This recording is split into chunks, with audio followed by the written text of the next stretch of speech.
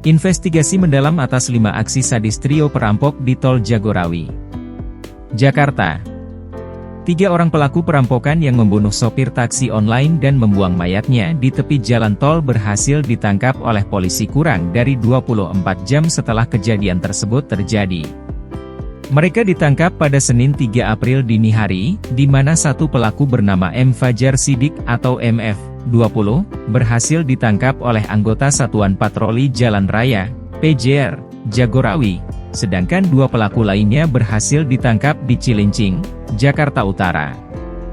Wakapolres Bogor Kompol Fitra Zuanda mengatakan para pelaku yakni MF, dia, 25, dan J, 23, di kos MF di Jalan Bakti Kebantenan, Cilincing, Jakarta Utara, pada Minggu 2 April sekitar pukul 21 waktu Indonesia Barat. Tersangka J mengotaki perampokan dengan merencanakan menyasar taksi online. Mereka sudah mempersiapkan peralatan seperti cutter dan obeng untuk membunuh korban.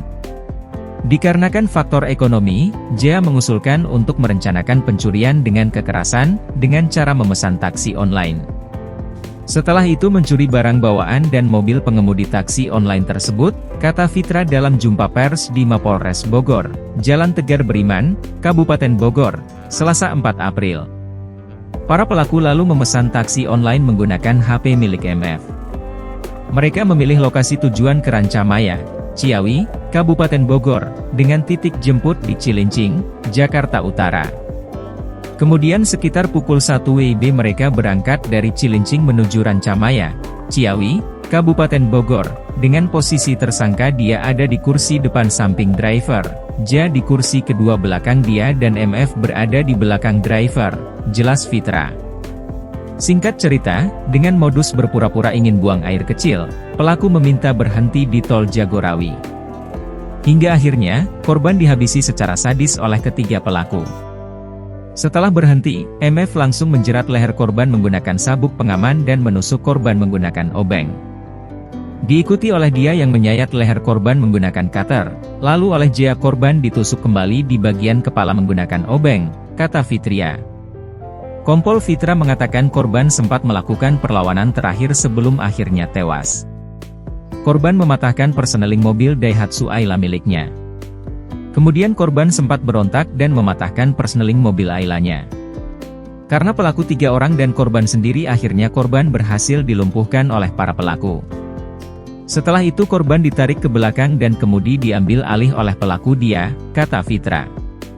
Para pelaku lalu membuang jasad korban di KM 37 400 Tol Jagorawi.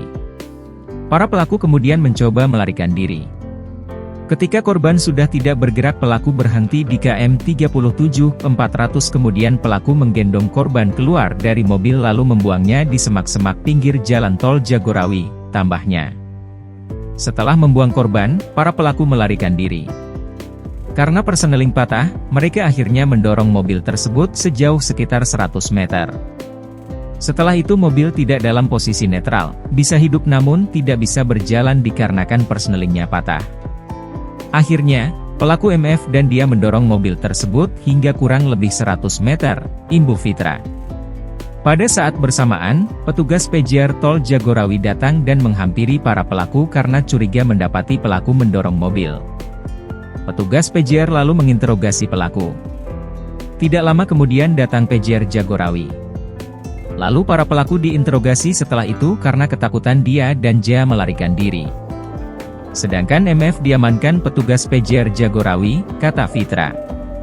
Pelaku MF kemudian dibawa ke Polres Bogor. Satreskrim Polres Bogor yang mendapat laporan dari petugas PJR Tol Jagorawi langsung memburu 2 pelaku lain yang berhasil kabur.